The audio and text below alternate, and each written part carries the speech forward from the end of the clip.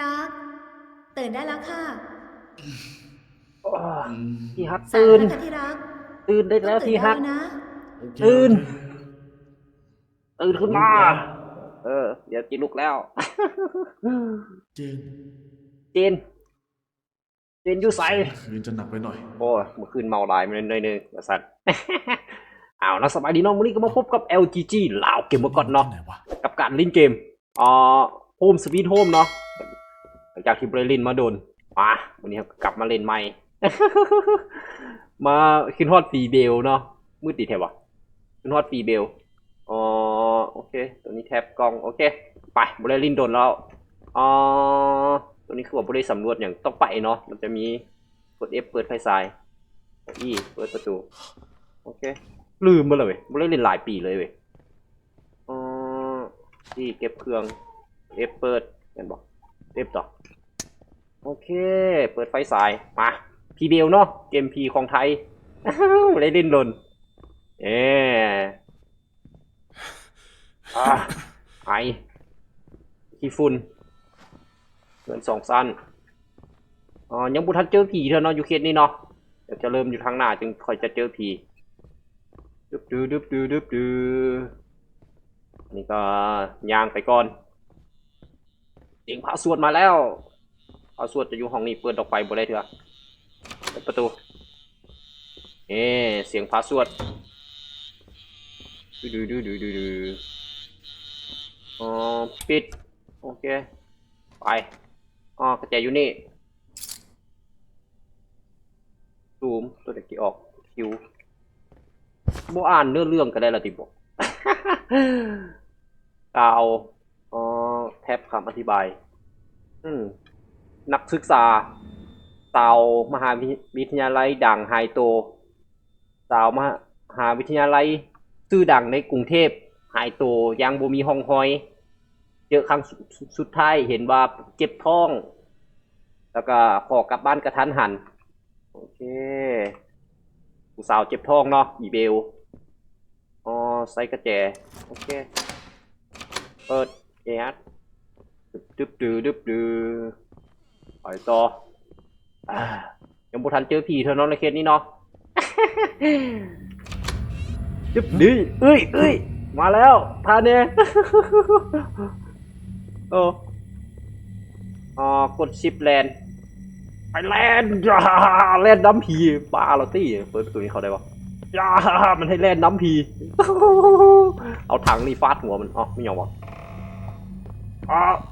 ถงอันนี้ตกแล้วก็ประตูอัดเปิดแอดปล่อยว่าเสียงปรับหมดได้ โอเคไปดูสิปรับเสียงใหม่ตึ๊บต้องให้ออกเกมปรับ อย่าน้องสะเนาะตึ๊บประตู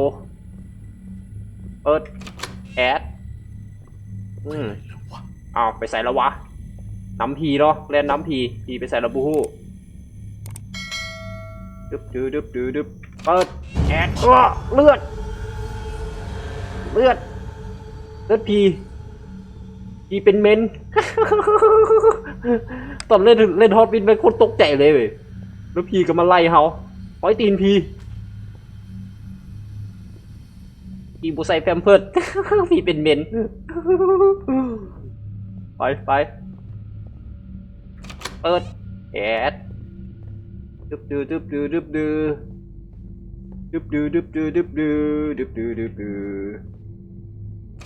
แอดเจอจนได้เจอผีอย่ามาแข่งอัตตากูไหมเฮ้ยไปต้องไป ต้องเล่นเนาะตันต้องเข้านี่เข้าไว้ไวเราบอลลี่ยูทูบพูดเสี่ยวใส่วาซิยูน้ำกันเลยวะพูดอะไรซิยูนะมึงอีหาหัวหมุนนะอีพีแกเลตเบลโอ้เปิดประตูบัฟไปแล้วโอเคเล่นฮอตวินไปโคตรเสี่ยวเนาะไปไม่ได้เล่นหล่นมาเล่นกันยังเสี่ยวคือเก่าอีพีเบลอีพีแกเลตเบลเปิดไฟสายไม้โอเค เข้าน้ำมันได้บ่เนี่ยมันเป็นเมน นักศึกษาหายตัวเขาคือบอกไปส่งเลยวะเขาคือบอกนักศึกษาไปส่งเลยวะไปต้องหิบนี้เนาะเอามีตัดไปตัดมาเลยวะดึบดือดึบดือดึบดือดึบดือดึบดือดึบดือดึบดือเปิดแอดจึบจึบจึบจึบจึบจึบปิ๊บปิ๊บปิ๊บปิ๊บปิ๊บจึบจึบจึบจึบตัวหนูตัวหนูจึบจึบจึบแมงสาบอ่ะโมเมนไปต้องมาเอาทางนี้มาเอากระแจเนาะจึบดือดึบดือดึบดือทางนี้แม่นบอกว่ะแม่นดึงโอเคว้าเอาครีมไปฟาดหัวมัน เฮ้ยมันมามันเป็นเมนมาดีแล้ว เปิดกึบครับไปเปิดไฟสายไหมอีกรอบนึง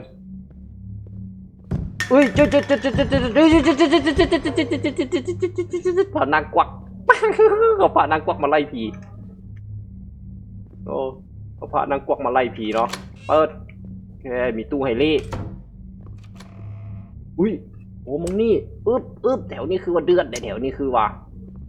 มันออกมานี่เมื่อกี้นี่มันเข้าประตูนั่นมีประตูให้เข้าลายเลยคือว่าแต่ว่าเสี่ยวเว้ย โมเล่นกีเถื่อกับเสี่ยวเว้ยนี่มีองค์ไฮรี่พร้อมโอเคดึบ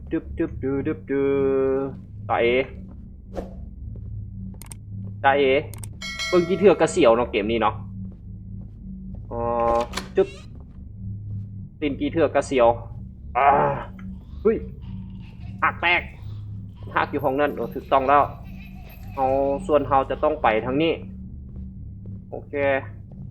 ต้องมาปลดล็อกก่อนเนาะจึ๊บ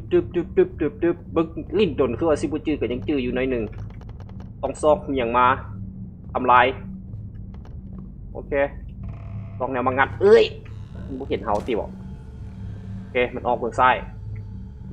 ต้องเด็กกี่ปิดประตูแล้วออกทางนี้จังหวะ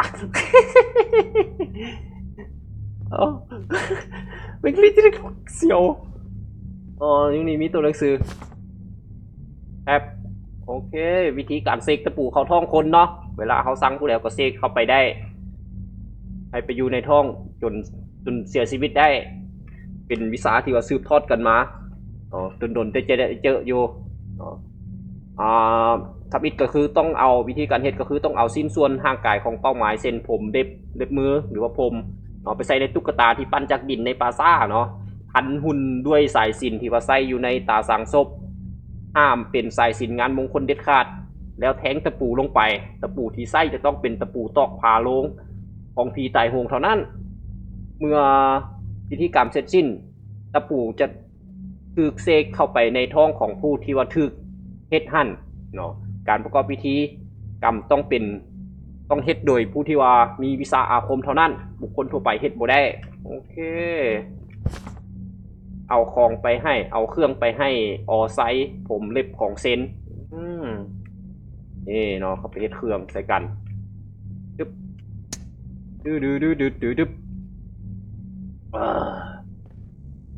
ต้องเฮ็ดด้วยคนที่ว่ามีอาคมเท่านั้นเนาะคันบุคคลก็เฮ็ดบ่ได้ต้องได้รับก่อนอักแตกของมันเฮ็ดตะปูเก่าๆแล้วก็บางอันที่ยังมีซีนแห้งติดอยู่จืดกรอบอยู่เนาะ คือเขาเศร้าซีนแห้งโอเคไปได้ปะล็อกไปทางไหนปะจึบโอ้แม่นต้องมานี่ก่อนนี่สแลงอยู่นี่สแลง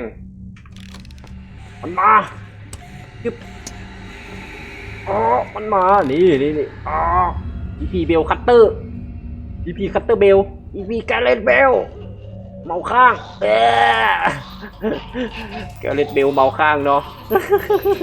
หากออกตะปูหากของอีนี่มันถึกเสกตะปูเขาทอง ไปไปวันนี้เราต้องไปงัดเล็กเนาะ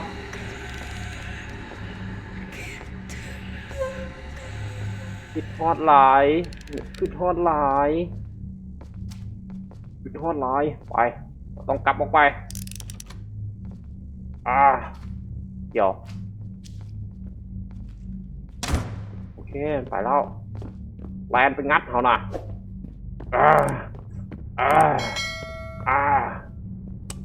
งัดเข้าไปแงง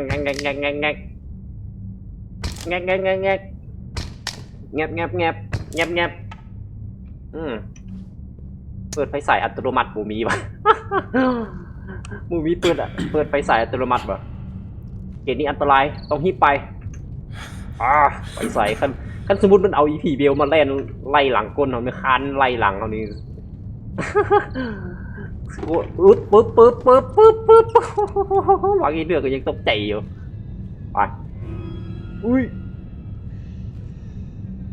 มันมานี่อีกแล้วพี่เบลอีกาเลตเบลแอนนาเบลอิซาเบลทีนี้ก็มีคาบูซาแล้วคาบูซาแล้วเป็นอย่างต้องมาบูซาอยู่นี่วะบูซาอยู่ใต้ดินนี่วะอยู่กองล่างอยู่กลางท่อมาบูซาจริงเด้ผมก็ว่าทึกผีเนาะผมก็มีผีตึกนี่เพราะบูซาก็บริมาตรฐานอันนี้ก็มีตัวการ์ตูนฮูกห้างประหลาดหมุนได้เลยดิWASD นี่กอดกันตัวที่ว่าเอาวิธีเห็ดเมื่อกี้นี่เนาะเอาใส่มัดตาสังดินปลาซ่าแล้วก็ตะปูเล็บพรมเนาะมาเห็ดเป็นหุ่นเนื้อในอ่านกุนใส่ฟังฮุบฟังฮอยเป็นการเฮ็ดกุนใส่อย่างหนึ่งเนาะมีลักษณะเป็นตุ๊กตา2ตัวมัดติดกันผู้ชายแล้วก็ผู้หญิงเนาะเพื่อให้เป้าหมายเกิดความหลงใหลเสน่หาผู้ที่เป็นเจ้าของตุ๊กตาไปชั่วกาลนานวิธีการเฮ็ดเอาดินมาปาซ่ามาปั้นเป็นหุ่นนำสิ้นส่วนเส้นผมเล็บมาใส่ในตุ๊กตาตัวแทนของผู้เฮ็ดหั่นจากนั้นใส่สายสิญจน์ที่มัดตาสั่งอยู่ข้อมือของศพมามัดหุ่นตุ๊กตาทั้ง2ตัวไว้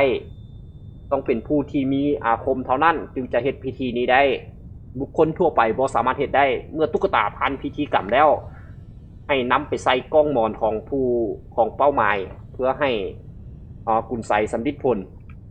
ตัวเขาอ่านเมื่อกี้มันเสกตะปูเข้าท้องตัวนี้มันเฮ็ดเสน่ห์เนาะเอาตุ๊กตามามัดใส่กันเอาไปไว้ใต้หมอนไปแล้วนี่วงนี้แหละคือว่าเดือดนะ วงนี้แหละคือว่าเดือดคือว่า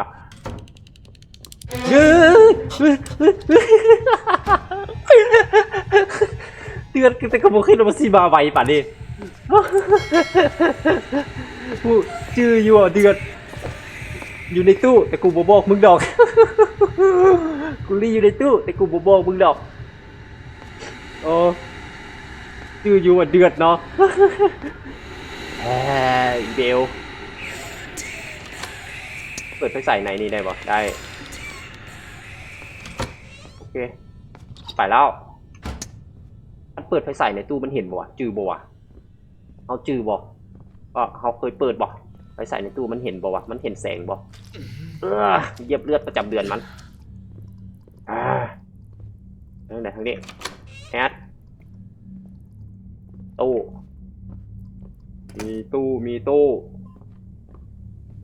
แล้วก็เขตนี้เดือดคือว่าฟิวไม่ได้กี่เปิดจะได้กี่ซับคัดเข้าจะได้วะต้องมาเปิดอยู่นี่งันตึงโอเคไม่แล้วต้องไปเอาฟิวในห้องอุปกรณ์ไฟฟ้าอยู่นั่นหน้าโต๊ะต้องไปเอา เฮ้ยเฮ้ยเฮ้ยเฮ้ยเฮ้ยเฮ้ยเฮ้ยเฮ้ยเฮ้ยเฮ้ยเฮ้ยขาออกแม่งโคตรโหดแม่งขาออกแม่งโคตรโหดโอ้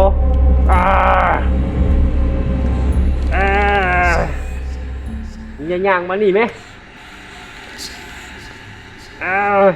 มันเปิดตู้เขาบอกว่าเปิดที่บอกอัดเปิดไฟยังตามมันดิเฮ้ยแต่มาซียูน้ำกันตลอดไปพูดถึงซียูนะมึงอีเบลอีแกเล่นเบลโอเคไปเปิดจะได้ปะโอเควันนี้ต้องไปดีเนาะนั่งไปน้ำข้นมัน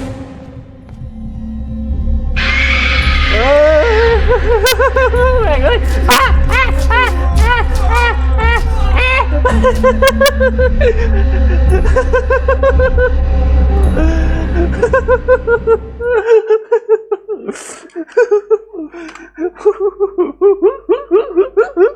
อีเบลเฮ้ยเริ่มแต่ที่เลยอีเบลเฮ้ยหรอไม่เงยเปิดไปเสร็จโอเคไปเข้าออกเป็นโคตรโหดเข้าตู้มันมาแล้วอีเบลกูบอกขึ้นฮอตมึง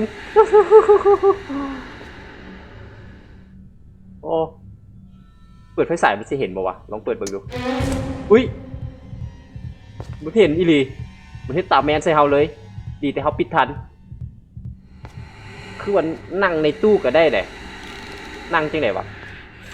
ตีเจ้าโบฮักค่อยแล้ววะมันวะโอเคเดี๋ยวทามันไปแล้วนึงก็เนาะโอเคเอาต้องทามันไปแล้วนึงก่อนใช่ละไปนั่นละไปได้ละต้องย่องนำก้นมันเนาะต้องย่องไปนำก้นมันกดข้างตัวสงบจะโอเคเป็นอย่างจึงเฮ็ดแนวนี้มันอยู่นี่เบิ่งก่อนดูมันย่างไปใส่เฮ้ยมึงจะมาทางนี้ไหมเฮ้ยมึงจะมาทางนี้ไหมมันน่าจะไปละมันอยู่ซ้ายมือเขาบอกกูรีอยู่ ป้าว่ะเขารีอยู่เลยกินมาถามมาอยู่ที่ไหนอยู่โอเคนำก้นมันของน้ำ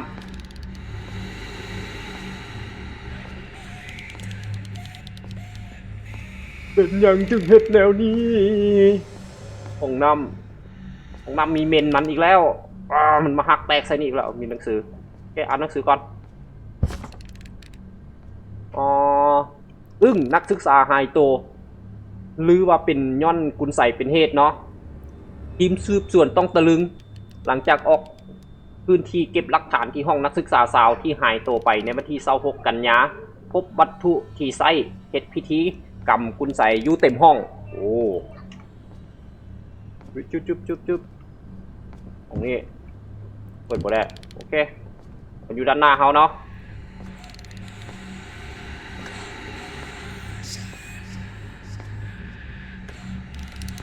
อุ้ยมันอยู่หัน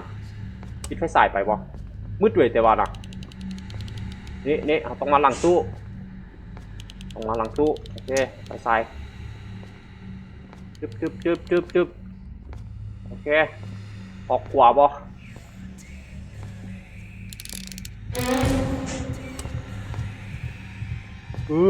เปิดไฟฉายมันเห็นเว้ย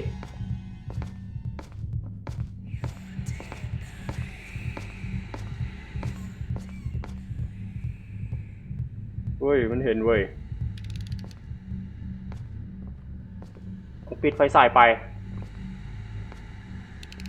เปิดไฟฉายมันเห็นเมื่อกี้อยู่ด้านหน้า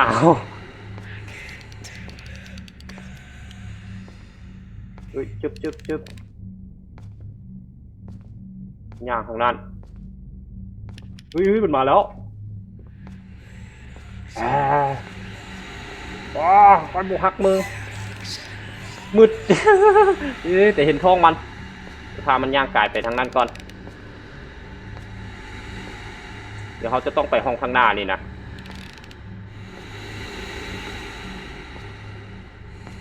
จึ๊บจึ๊บจึ๊บจึ๊บไปนี่เลี้ยวเข้าไปโอเคจึ๊บชึบปิตู้ไฮลี่โอเคเอาฟิว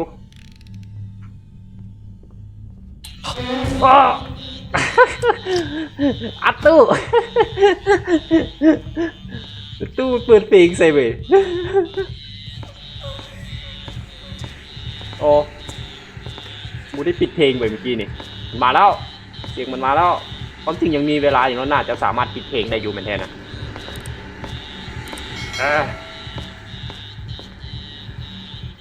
ไปทิปออกไปอ๋อฮักป้าบัดทุเรศแบบไปสิไปฮักมึงหน้ามึงเนี่ยดูจึ๊บจึ๊บไปแล้ววะ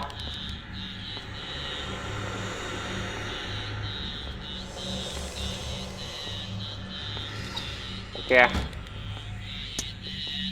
ปิดเพลงพาสวด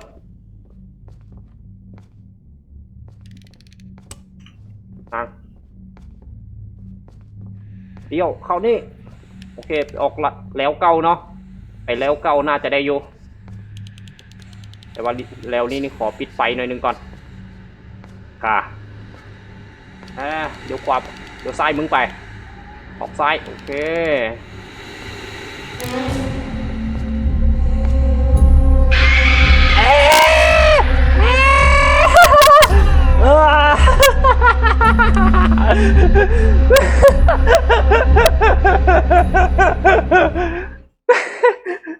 มึงแขกอันหูเว้ยกูซาย่องแล้วนะโอ้อ๋อมองแดงโอ้โอเคมองนี่มองเปิดเพลงอ๋อบนท่านได้เอาวะเอาแล้ววะโอเคเอาแล้วตอนนี้กูมีฟิลแล้วตอนนี้ต้องกลับออกไปเลยมันบอนี่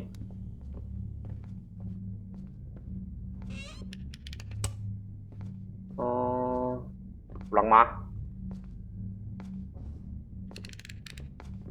มันกำลังมา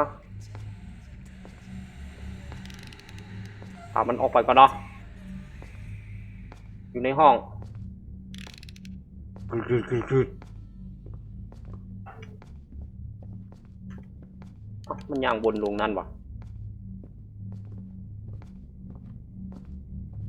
เดี๋ยว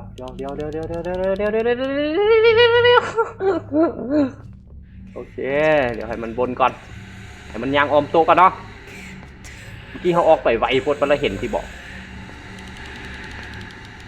โอเคไปอันนี้ออกซ้ายแบบดวนจีโอเค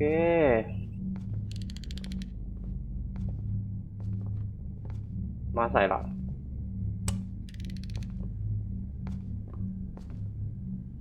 อยู่ใส่วะ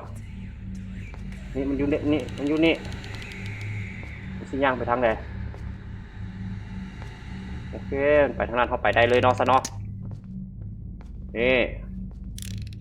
ประมาณนี้โอเคออกประตูนี้ได้มันบุกแขกใส่เฮาแล้วทีบอก เปิดโอเคนี่ไปฟิว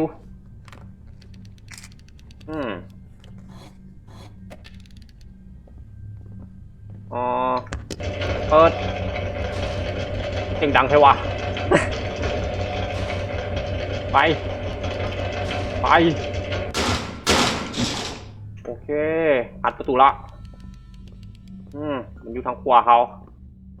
แต่ว่ามันมีประตูมิติอยู่นี่เนาะตานเอาตะกุด กุดนี่คือว่าเฮ็ดให้เฮาทึบขึ้นหน่อยหนึงบ่โอเคไปแงนออกมาแล้วอ่ามึงประตูกับมันน่ะได้สิไวกว่าเฮ้ยเฮ้ย เร็ว แล่นเฮ้ยเสียวแล่นน้ำหลังเอาแล่นไวๆแล่นมันไล่กัดก้นเราอยู่เฮ้ยตียี่ป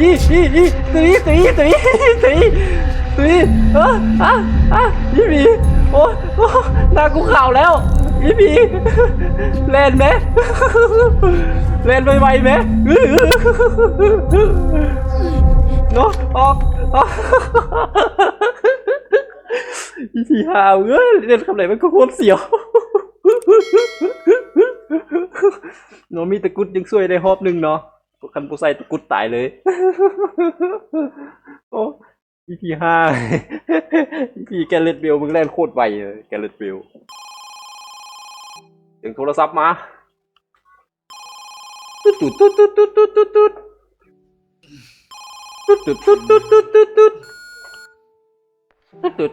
ตุ๊ด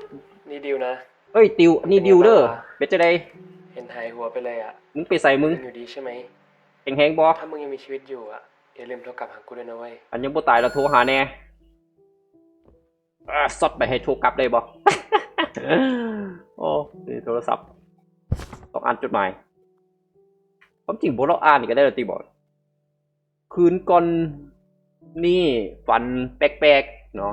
จนคิดว่าเป็นความจริงบางสิ่งบางคนดื้อมีหยังก็ตามแล่นตามข่อยอยู่ในฝันบ่หยุดเลยเนาะดึงเฮาจนรู้สึกว่ามันเจ็บแท้ๆคือกับว่ามันอยากได้ตัวเฮาอยากได้ชีวิตเฮาแต่เฮาก็หนีจนมาฮอดทางออกแล้วก็เห็นแสงจากนั้นก็เจือเลยบ่ได้ละหลังจากทั้งด้านหลังเกียร์ทั้งหลังทั้งหน้าบ่มีหยังหน้าคนลุกหลายกว่านี้แล้วสิ่งที่เฮาเห็นมันแม่นหยังทุกอย่างปกติดีบ่ฮัลโหลเจนโอเคเอิ้นตัวเองเนาะเปิดไฟใส่ติงเด้งเด้งเด้งเด้งเด้งติงเด้งเด้งเด้งเด้งเด้งบ่มีผีเนาะเคสนี้เนาะบ่มีผีมีแต่ตู้สักเครื่องตู้แต่งกินโอเคตึบเอาเหล้าเบียร์ลำเบียร์ แก้วลำเบียร์กุมารทองดึบหูปเจนหูปเจนเนาะหูปเจนกับตัวเฮาซื้ออย่างกี่บักดิวเป็นบักโทรมาบ่ะเฮาซื้อบักดิวบ่ะซื้ออย่างกิมกี้ลืมล่ะดึบของน้ำโอเคผมมีสาระเนาะเคสนี้เปิดต้องไปทางเด็กกี่เดี๋ยวนี้มีจดหมายเราอ่านก่อนเนาะยังหน่อยก็เราอ่านจากสำนักงานตำรวจแห่งชาติรายงานประจำวันเกี่ยวกับคดีสถานีตำรวจภูธรสมุทรปราการกองบังคับการตำรวจภูธรกองบัญชาการทัดรัดลำดับที่4 29 พฤศจิกายน 2556เป็นปีเดียววะตอน 9 โมงครึ่งโอเคยังมีลงอีกรายงานนายสัตไซทับร้อยซื้อติ่มอายุ34 ปีอยู่เฮือนเลขที่12หมู่6ตำบลปากน้ำแม่นหมู่บ้านวะเมืองอำเภอเมืองสมุทรปราการมาสนมาสถานีตำรวจเพื่อแจ้งว่าวันที่29 พฤศจิกายน 2556ตอน 3 โมงครึ่งเมื่อผู้เกี่ยวกับมาจากมาฮอดเฮือนได้พบว่านางสาวนิดินยนอ่านบ่ออก ได้หายตัวไปตั้งแต่เวลาดังกล่าวจนบัดนี้ยังซอกบ่เห็นรวมทั้งสภาพในห้องของนางนิติยนต์ที่ละเกะละกะเข้าของกระจัดกระจายเนาะเครื่องกระจัดกระจายคือกับมีการต่อสู้เกิดขึ้นจึงเดินทางมาลงบันทึกเป็นหลักฐานเนาะรตอห้อยตำรวจเอกเมตตาสืบวงศาฟ้องสืบสวนสอบสวนหับเรื่องไปแล้วเนาะจึงได้ลงสื่อไปเป็นหลักฐานลงสื่อนายสัตซาดทับร้อยผู้แจ้งลงสื่อรตอเมตตาสืบวงศาผู้หับแจ้งลงสื่อสอดต่อกันไซปัดเปลือง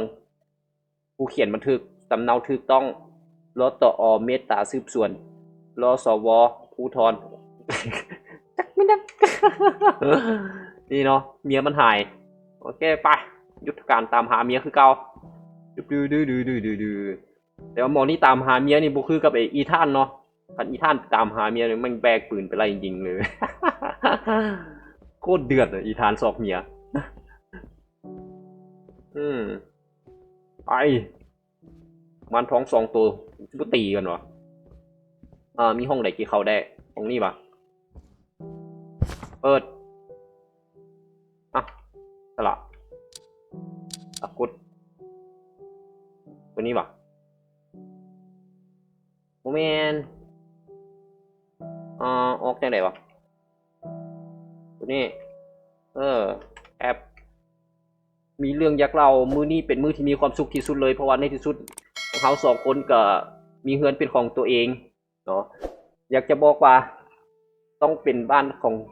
ติมแหละเพราะติมพยายามเฮ็ดเต็มที่เพื่อให้ได้เฮือนหลังนี้มาด้วยน้ำฮักน้ำแหงของติมหลังจากติมบอกยังบอกเฮาอีกด้วยว่า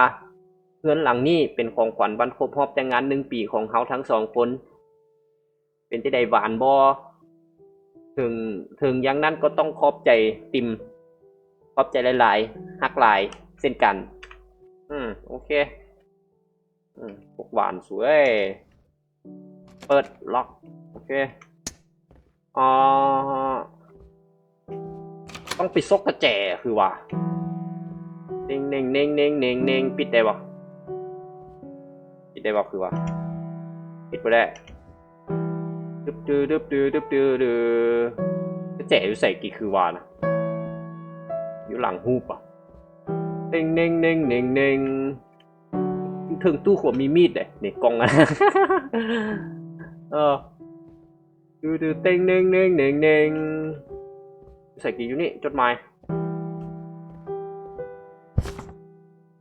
กระแจของเจนอยู่โต๊ะกินข้าวทั้งลุมจือแล้วไปจือแล้ววันนี้นะยูลุมต้องไปเอายูลุมเนาะไปเอากระแจห้องเจนแลนบ่ได้อีก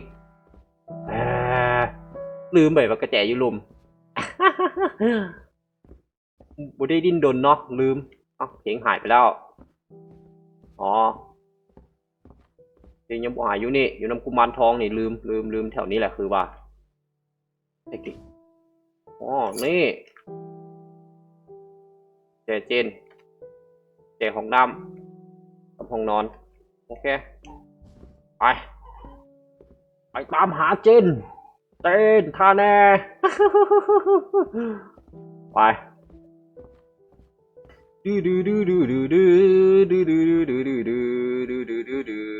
ไปแอดใจปั๊บเจน พี่ติมเข้ามาทำไมเนี่ย ท่านมึงสิให้บ่นี่กูบ่บนน้ำหามึงดอก ขี้แน่เลย เฮ้ยเขาอ่านหน่อยดิ แต่เฮ็ดจักอยู่เขียนบันทึกประจำวันอยู่ ขออ่านแน่ โอเค บ่ของสุดตัวบ่ให้อ่าน รีบ ฮิปนอนซะนะรีบเขียนฮิปนอน เฮ้ยนี่มันไดอารี่ของเจนนี่ เว้ยนี่มันบทบันทึกของเจนนี่แอนทั้งหน้าเนาะคือว่าอาการของเขาจะดีขึ้นคือจะหายลงแล้ว เดี๋ยวนี้เห็นนั่นเห็นนี่ตาฟาดตลอดจนคิดว่ามีไผ่กับผู้อยู่ในเฮือนนำบางทีก็คือว่ามีคนกำลังเบิ่งเฮาจากในเฮือนทั้งที่ทั้งกลางเว้นแล้วก็กลางคืนเลยแถมรู้สึกแปลกๆกับบางสิ่งบางอย่างที่อยู่ห้องใต้คันใดแน่จนอาการเริ่มหนักหลายแล้วเลยอีเจนเขาควรดูแลตัวเองให้หลายขึ้นเพื่อติมเขาก็แปลกเนาะเขาจึงมาจมกับตัวเองอยู่ในบทบันทึกประจำวัน หลังจากไปช่างหลังชี้ว่าไปตอนนี้ติมก็ยังโบทันมาเฮือนไปอินก็บ่ได้ไปเนาะไปเที่ยวก็บ่ได้ไปที่ไปใส่ก็บ่ได้ไปน้ำกันต้องสักมือหนึ่งต้องชวนติมไปเฮ็ดบุญเลยล่ะเพื่อที่ว่ามีอย่างมันจะดีขึ้นไปเฮ็ดบุญไปเลี้ยงสาวน้อย มีโอเคต้องไปทางใดกี่แต่ตัววะ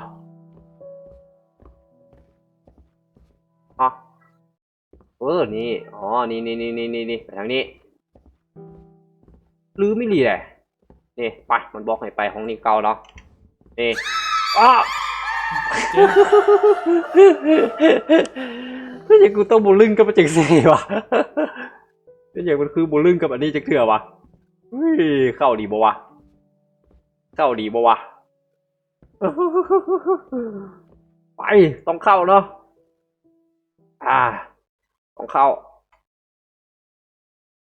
มืดแท้ปะอ๋อโหลดกระไรอ้ำคือมืดแล้วเน่งกับบ่ได้มันโหลดอยู่ โอ้เยอะหัวเว้ยไปอืมเปิดไฟสายเรียบร้อยบาร์บบ่ให้กลับคืนโอเคไปเป็นท่อเก่าของมึงกี้บ่โมแมนเอ้ย นั่นเชนเหรอ อีเจนมึงบ่ต้องแคกแม่ตอนมาทำอิดคือบ่เป็นจังซี่วะเสียงอยู่บ่ไกลต้องไปซอกเจนทางนี้ตันแม่นบ่ไปได้2ทางบ่ทางนี้ตันบ่ไปทางใดก็ซอดบ่ดึบดือเฮ้ยนี่อย่างถึงหัวเฮาวะติบมีดโอ้มีดอาคมภาพถ่ายของมีดที่ดูแปลกตาภาพถ่ายมีดแปลกๆเนาะเฮ้ย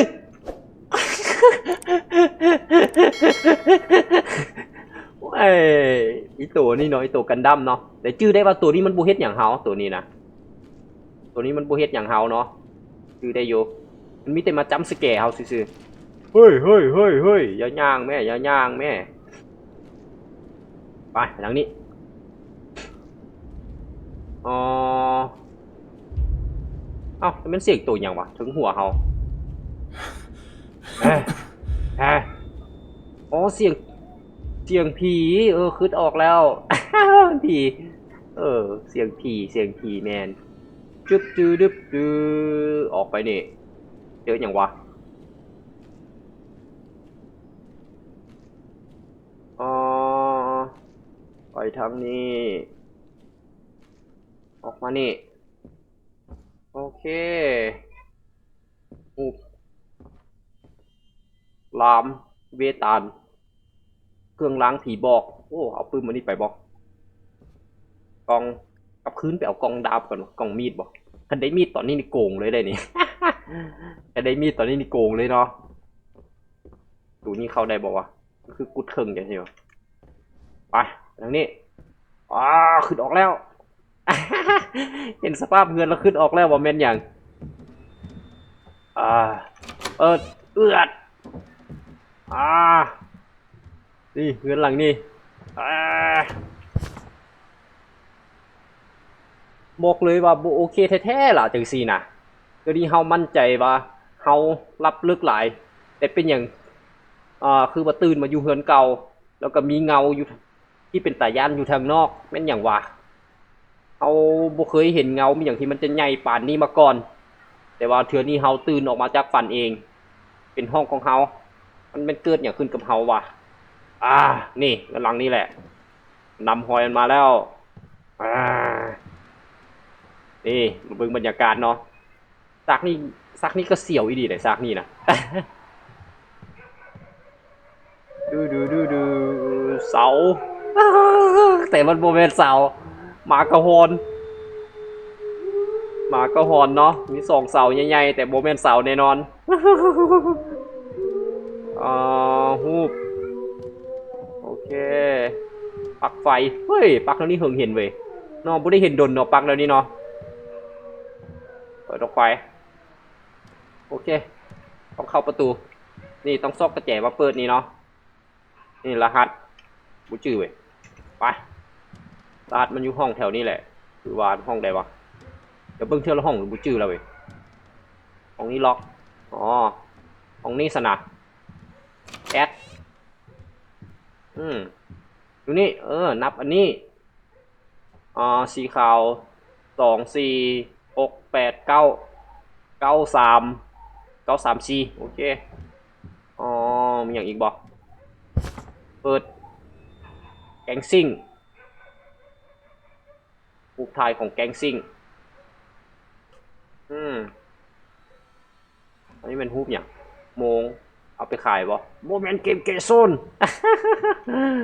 สัตว์พูกโอเคไปเท่าไหร่กี่934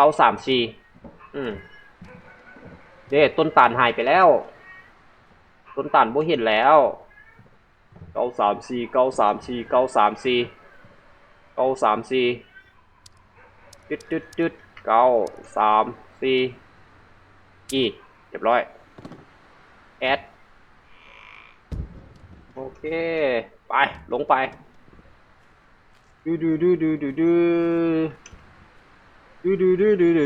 บูมีอย่างเลยคือบ่จุดเจียวเว้ยเจียวเว้ย เจียวเว้ยอ๋อมาฮอนเจียวเว้ยเฮ้ยดีตัวดำๆเต็มเลยแฮ่มันโคตรเสียวไปรถกองล่างตัวหนึ่งมากองล่างตัวหนึ่งไป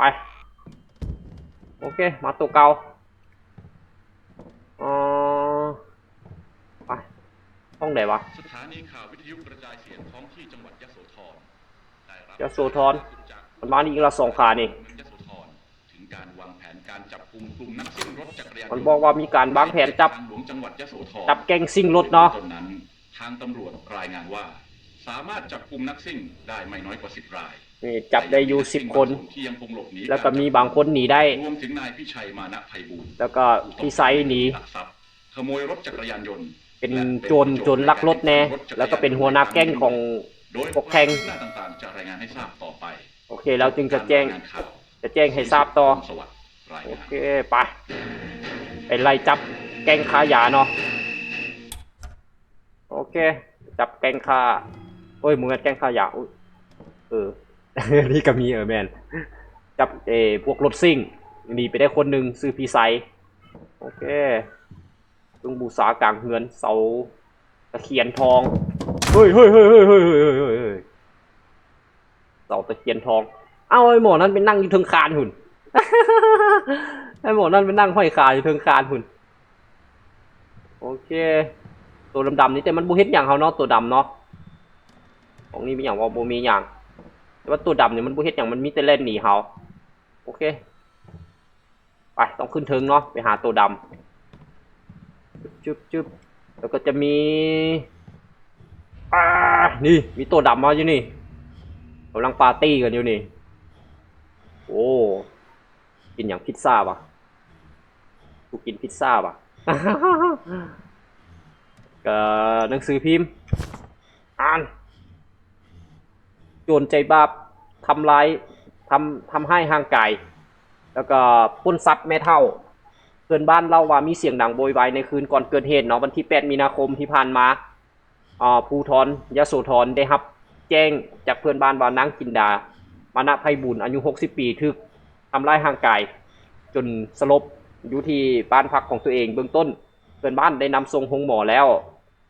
ทางตำรวจสืบรู้ว่าเบื้องต้นการลงมือครั้งนี้ผู้ก่อเหตุมีหลายกว่า3 คนโดยมีนายพิไซมานะไพบูลย์ที่ว่าเป็นลูกชายของนางจินดามีส่วนร่วมในครั้งนี้โอ้นี่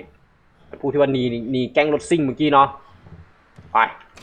ของนี่มีอย่างบอกมีต้นตาลบอกกูจะกลับมาทวงทุกอย่างของกูคืนจะมาเอาอย่างบอก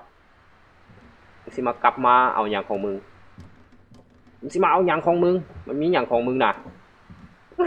แก๊งรถซิ่งเนาะนี่ตำรวจนี่รอดไอ้คนหนึ่งชื่อมานะไพบูลย์บอกคือว่าเมื่อกี้นี่มัน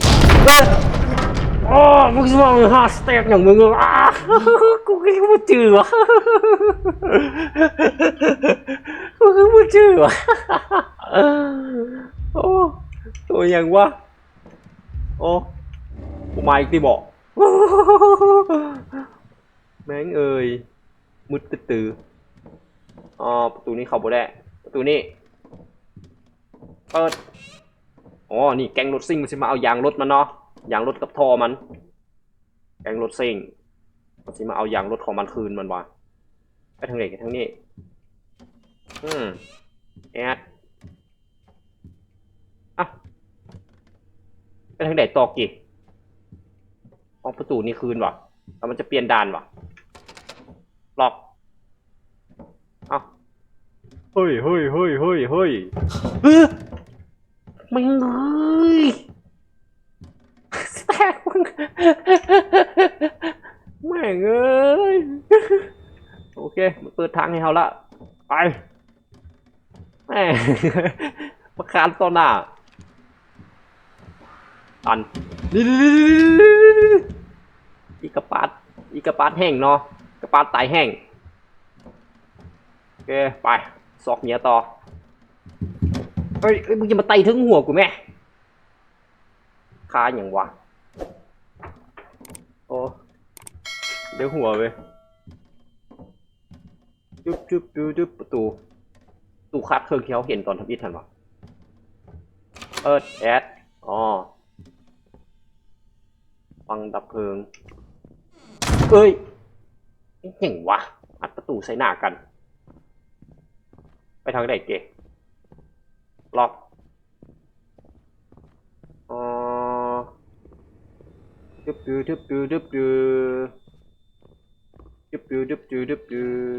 หลายพึงฟังไว้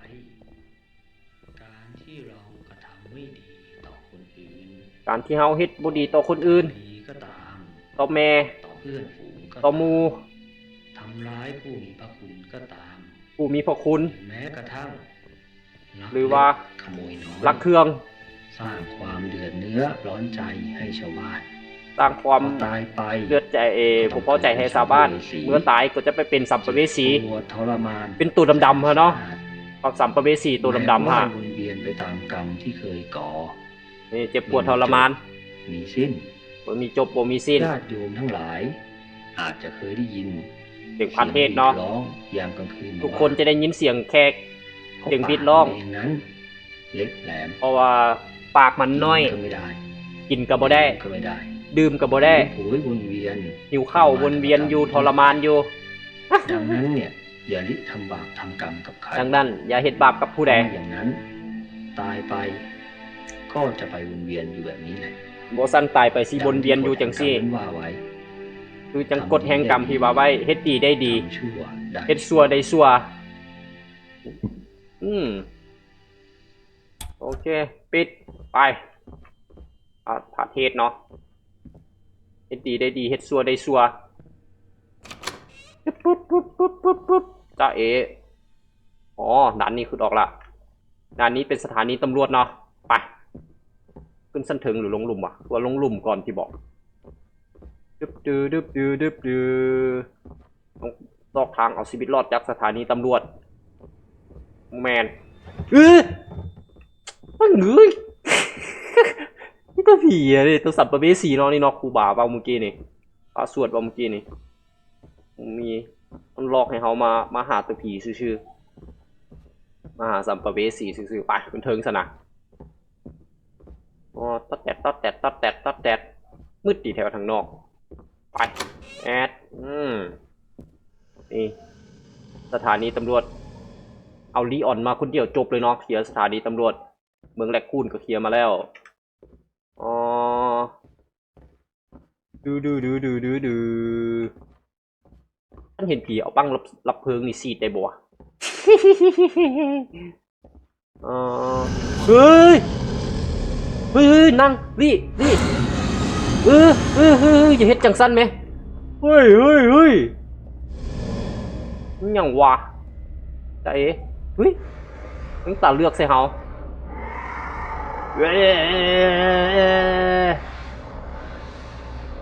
ผีเป็ดเนาะที่ว่าครูบาเบ้าถึงเมื่อกี้นี่ไม่ใช่ป่ะเนี่ยเขาต้องไป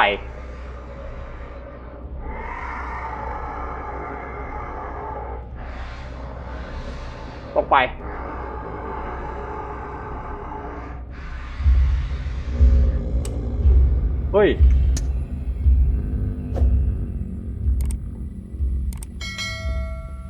อยู่ใส่วะไปแล้วเอาบ่ได้แม่งเสี่ยวเลยเยอะมาทางนี้แหละ พีเป็ดเนาะตอนนี้ต้องสู้กับพีเป็ดไอพีเป็ดนี่ต้องรี่มันให้รี่อย่างเดียวให้รี่น้ำเครื่องเนาะจึ๊บพีเป็ดตีพ่อตีแม่มันเอ้ยเสียงพีวิว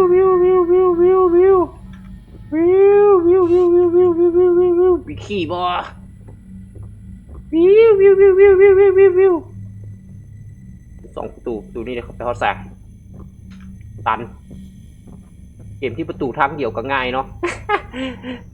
โอเคขึ้นดาดฟ้าอีกละดึบว่าสื่อบุจื้อทางอีดีเลยบุจื้อว่าต้องไปใส่ก้อนม้าใส่ก้อนสินะแต่ว่าขั้นเห็นซากเป็นยังคุ้นๆอยู่เนาะว่าซากใดเป็นยังโอเคเฮ้ยซากนี้ต้องดีมันดึบเปิดไฟใส่ได้บ่มืด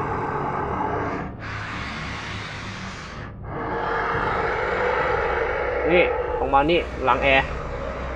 โอเคต้องไปแอร์เท่าละหน่วยเนาะเบิ้งตามแสง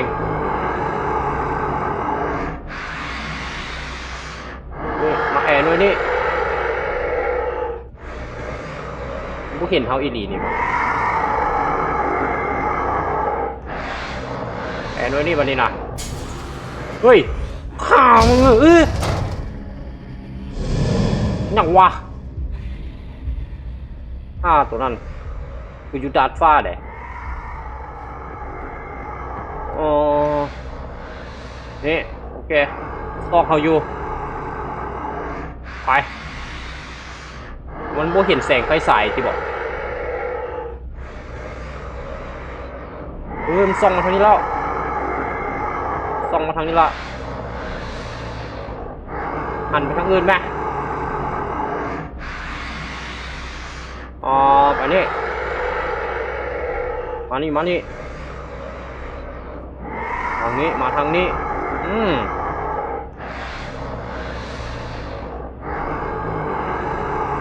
มานี่แอร์เข้ามาอย่าเห็นค่อย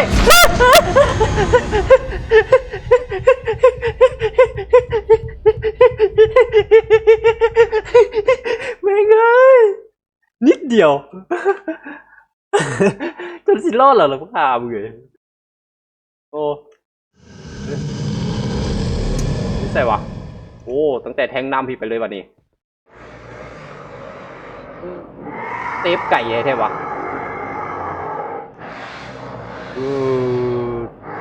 หันไปเบิ่งก่อนมันหันไปครับเมื่อกี้เขาไปทางไหนกี่อ๋อโอเคแล้วมันมาทางนี้ก่อน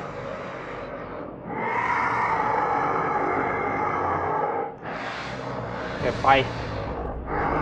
ยุบนี่แลนได้ยูเนาะอาจารย์เอตัวเองเฮ้ยกูเห็นตีบอก อันนี้แอร์เครื่องนี้วันนี้นะแล้วก็จะมีผีออกมาดูไส้แน่จึ๊บ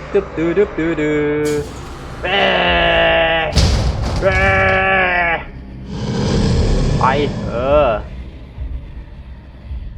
ง่ายกูแลน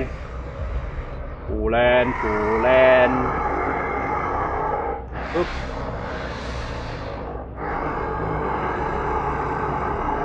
ยิ่งใส่หลอกติดแสงมันกูเห็นแสงมันเว้ยมาแล้วแสงมันมาแล้ว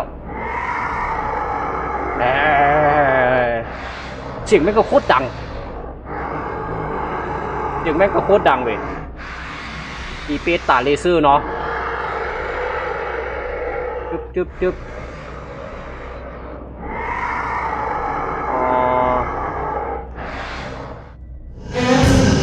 อีกละมึงเห็นกูอีกแล้ววะกูแลนกูสิฮ้อนเหรอ กูสิฮอดแล้วนะโอ้โอ้โอ้มันต้องเฮ็ดจะได้ปะที่มันต้องให้เขาเฮ็ดจะได้แล่นไปเลยปะปิดไฟสายแล่นปะมันผู้เห็นแสงไฟสายดิบอกโอ้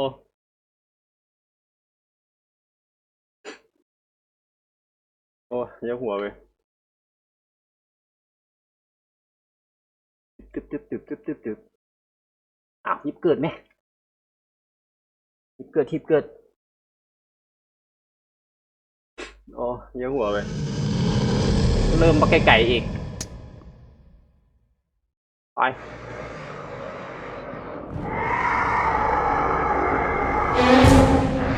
อย่าเห็นอ๋อขันมันตุงวีดมาเดี๋ยวยังรีได้อยู่ ขันมันตุงวีดมาเดี๋ยวยังรีได้อยู่เนาะทุกเทื่อเขาเราตกใจเว้ยตุงวีดปุ๊บแล้วก็แล่นเลยเว้ยตกใจเด้เฮ็ดจั่งใด เดี๋ยวบางคนมันตกใจเนาะ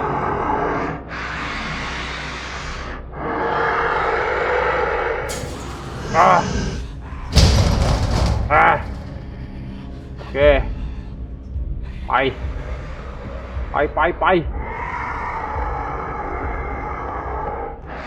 ทางนี้โอเค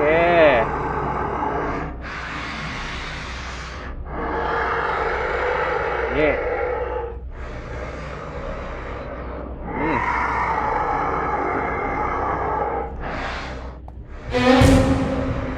อุ้ยยังได้อยู่บ่ได้บ่ยังได้บ่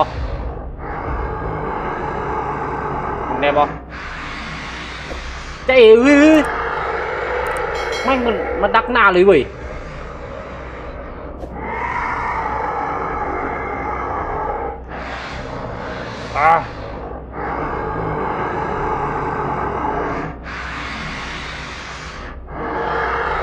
มาดักหน้าเลยเข้าห้องไม่ตาย3-4เดือนย้อนเฮ้ยตกก้นกู โอเคไปแล้วที่จังหวัดยโสธร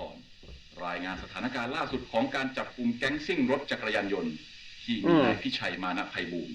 เป็นหนึ่งในผลรายงานการจับเนาะจักรยานยนต์เป็นหัวหน้าโดยขณะนี้ซึ่งว่าตอนนี้นี่นายวิสัยได้ขับรถจักรหนีออกไปจากคนอื่นๆออกไปตำรวจกำลังนำไปอยู่รายงานให้ทราบว่าเขาไปจับแก๊งรถซิ่งอยู่ครั้งก่อนหั่นนายพิสัยฮันได้ขับรถแยกออกไปหนีไปต่างหากเนาะจากคนอื่นตอนนี้ตำรวจกำลังได้นำอยู่ไปตันซีเป็นทั้งใดเก่งน่าจะโบแมนต้องลงลุ่มเนาะผีเป็ดเฮดเซนเขาสั้น3อ๋อเปิดได้ปะโมได้เฮ้ยเจนจะแขกใส่หูไหมลักไล่โอ้กระแจ F01 จะสั้น1ป่ะรอวันเอาไปมืดเลยนะขั้นเป็นเฮาเราเก็บไปมืดเลยเนาะเพื่อไปไขวงเด็กกับบุกตรงนี้คอยต้องเข้า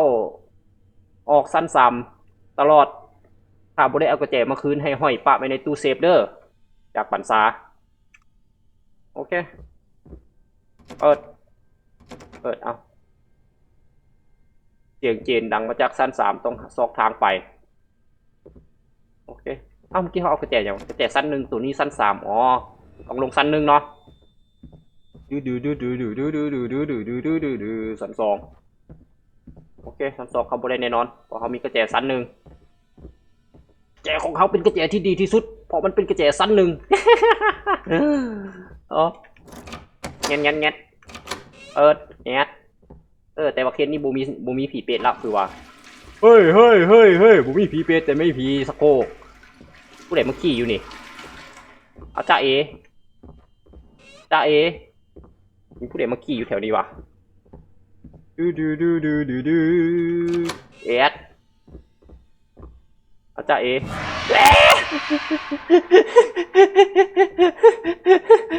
คือเศร้าแล้วเมื่อกี้เถื่อนมันก็โคตรเสียวมือผีเป็ดเขานี่ปะ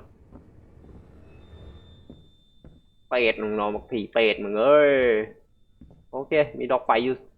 สถานีตำรวจภูธรแปลว่าอย่างวะภูธรแปลว่าอย่างวะเมืองเขาวะเมืองภูธรสิวะดูดึบดูดึบดูดึบดูดึบดูเอาไปได้ห้องของกลางเปิดเข้าไป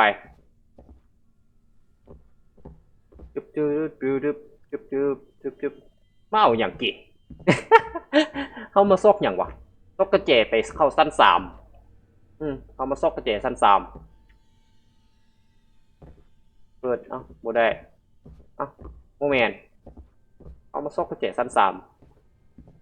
ที่มันเขียนว่าอยู่ในตู้เซฟของห้อยเบนผมยังจะยังคือว่าคือสุดโทรมเห็นแถบแต่ว่าสถานีตำรวจมีปืนเหลือบ่มีปืนเสื่องไว้บ่มีปืนเสื่องบ่ เบิ่งน้ำเสือดูมีปืนเสื่องไว้บ่อ๋ออันนี้ไม่ยังวะฮะถึงทางขวาเฮ้ยย่างกายเมื่อกี้นี่ไม่ยังคดีขายไข่คดีขายไข่โอเคหลายโพดยึบอ๋ออันนี้ไม่ยัง010908อ๋อรหัสโอเค010908 010908 198ตู้เซฟอ๋อนี่ตู้เซฟอีเลย198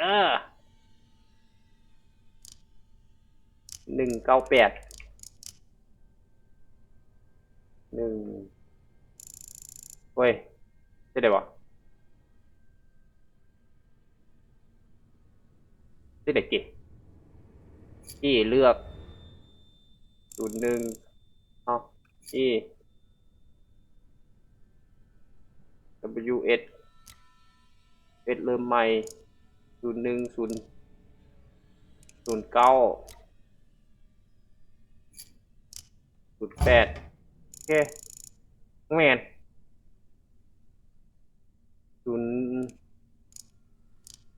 แมนต่อ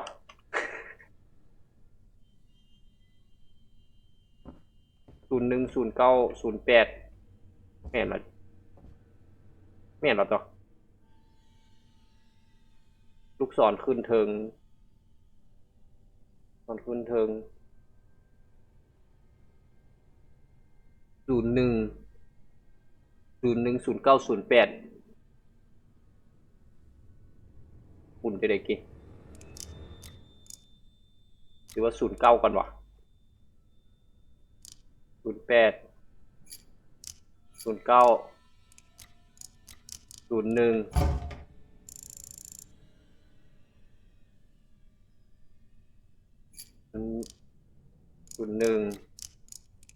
09 08คือโบแมนวะ01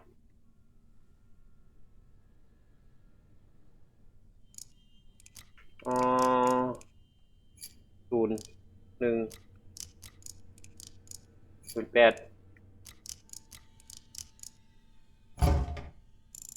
ตัวมันปีนวะต้อง09ก่อนแมันวะ09แล้วก็08 01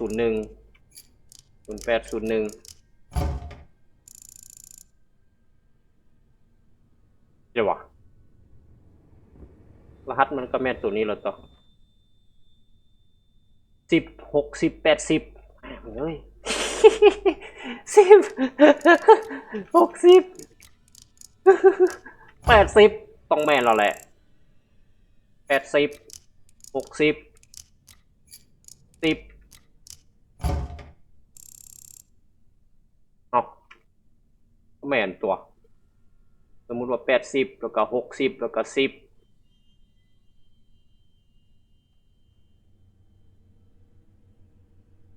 60 80 60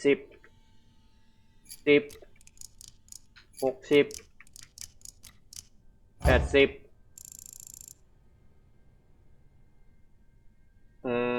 80 60 10โดยรวมตัวนี้น่าจะเมียน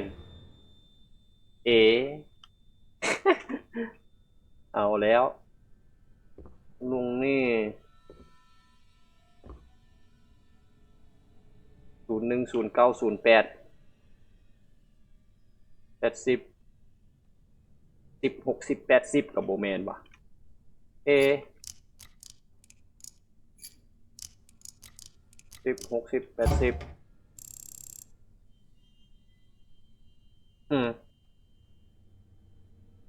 ยังเด็กกี่อ้าวคือมาคานำอันนี้ปะอ๋อเอ่อ01บ่จื้อแล้วเว้ยเข้าจังได๋กี่ แม่งดิ้นโดนพวกแล้วเว้ยลืมแล้วเว้ยเดี๋ยววะอ๋อ01 09 08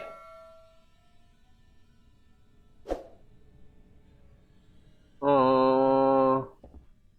80 60กับ10กับบ่แม่น10 90 80กับบ่แม่น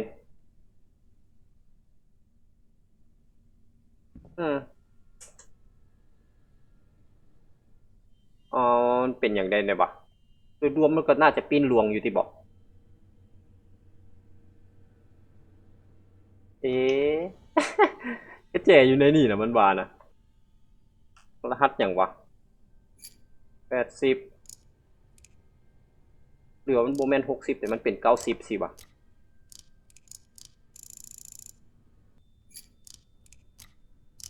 10 60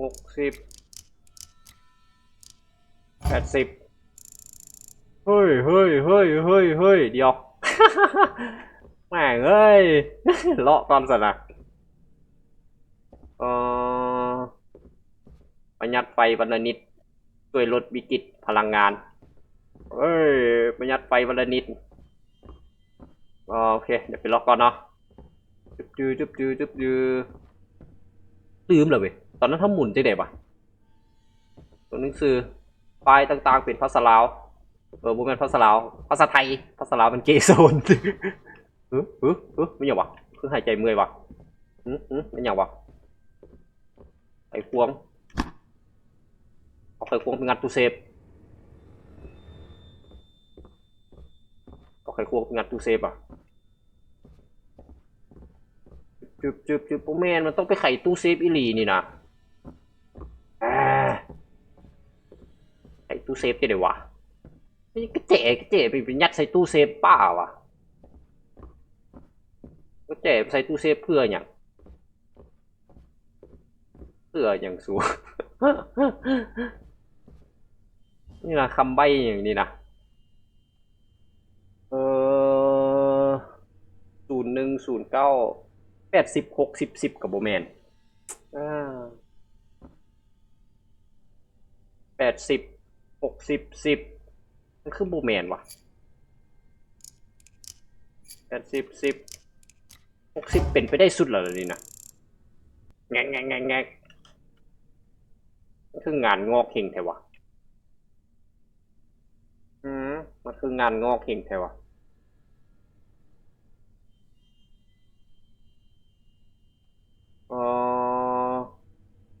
01 09 08กินหลวงได้จะได้เนี่ยวะ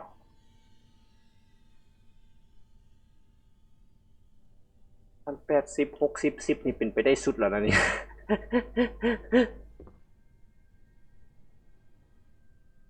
01 06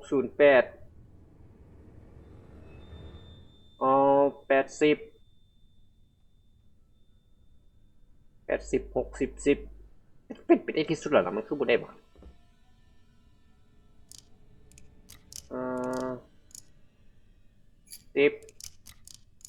60 80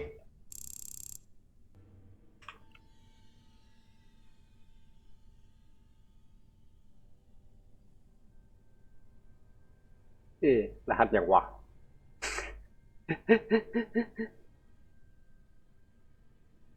ลูกศรขึ้นต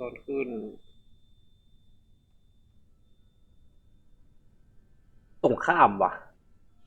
ตรงข้ามของ10กับตรงข้ามของ60กับตรงข้ามของ80ตรงข้ามของ10ก็คือ60แล้วก็ตรงข้ามของ60ก็คือ10 10แล้วก็ตรงข้ามของ80ก็คือ30แม่นบ่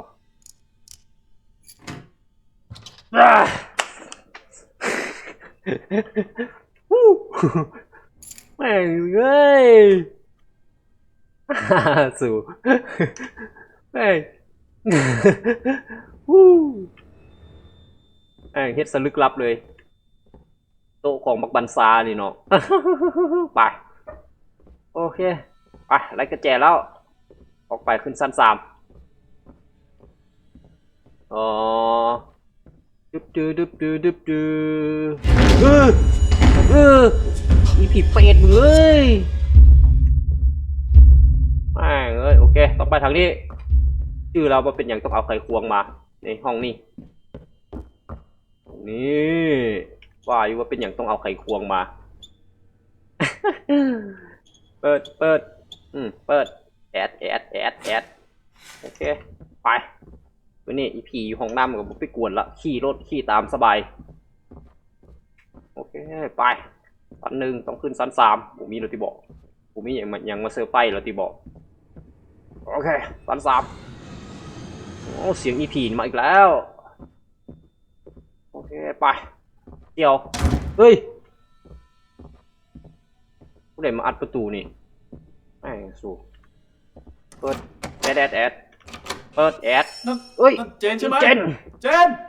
น กระต่ายไทยแลนด์ห้องผู้กำกับการไทยหนังตีแอดต้องแต่งเป็นเสียงยังวะโอ้กระป๋องเฮียโอ้ทานทูบเฮียรางวัลถ้วยรางวัลเต้บานมาวันนี้ประยุทธ์จันทราปตทพันตำรวจโทดิวะพันตำรวจโทพันตำรวจสอดมาเข้าประตูนี้แอดสถานีตำรวจเมืองยโสธรอ๋อจึ๊บ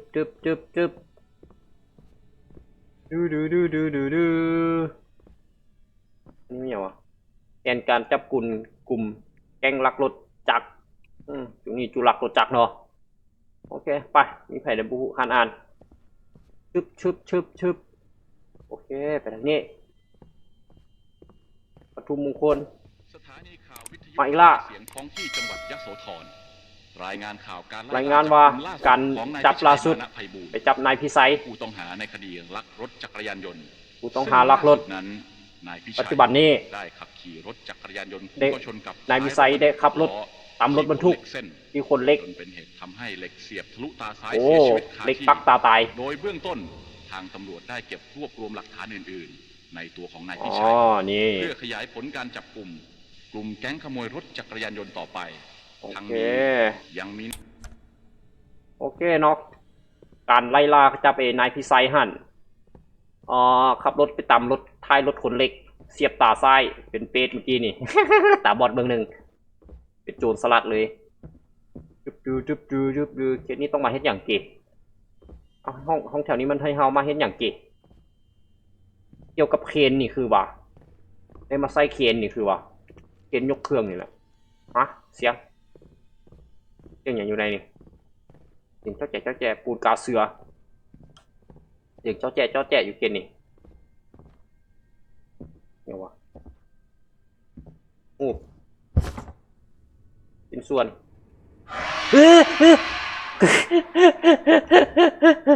แม่งเอ้ยมาเอาฮูบเลยคุ้มบ่เลยตัวเลยไส้เคนนะแต่เดี๋ยวเนาะสำรวจเคนนี้ก่อนเคนน่าจะเป็นทางไปต่อคือว่าแอดหรือว่าทางนี้ว่าไปต่อบริไส้เคนว่ะโอเคจึ๊บเด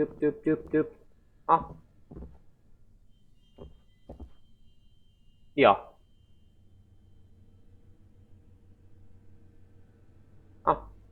ไปเฮ็ดอย่างเก๋จะไปใส่เคนน่ะคือว่าเดี๋ยวกลับไปใส่เคนก่อนไปใส่เคนน่ะใส่เคนอยู่ชั้น 4ไปดึบนี่ จักรอันนี้คือว่าได้ไส้นะหรือว่าคนละเกมอ่ะ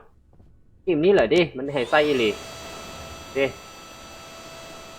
อ๋อมันให้ยกตู้อันนี้อ้าว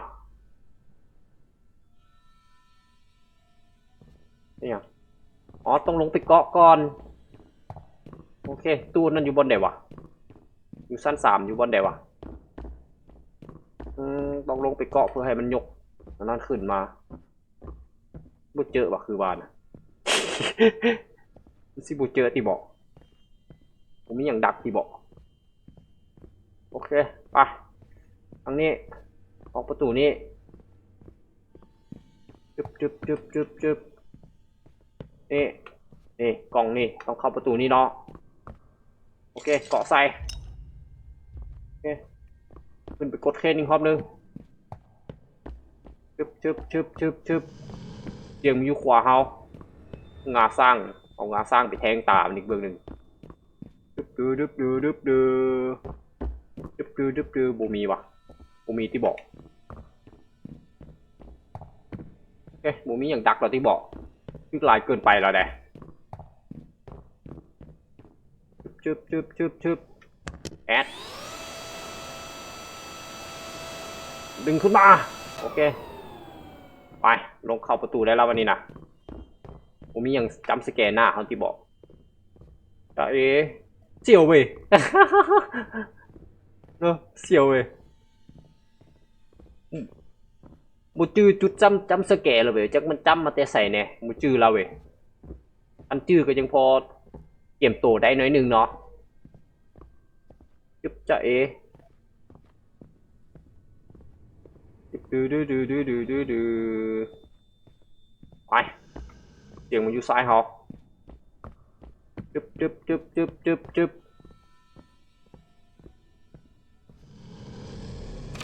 แอดเฮ้ยอีกแล้วเดี๋ยวผีเป็ดอีกแล้วเว้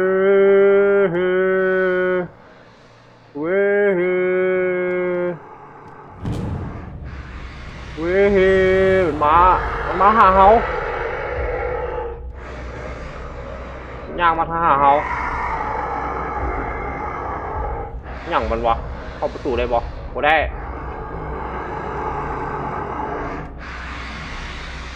มันย่างเลาะเลยวะนี่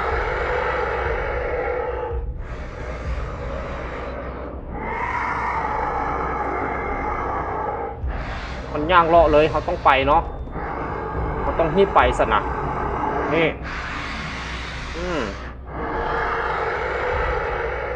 มันมาสูตรย่างเลาะเลยเว้ย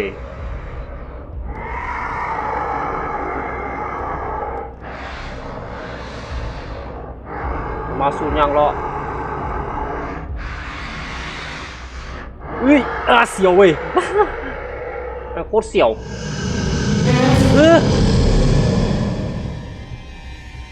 มูเห็นติยังมูเห็นติ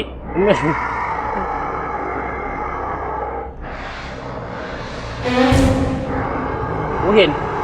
มึงจื้อผิดคนมูเห็นมึงตาลายมึงบ่เห็น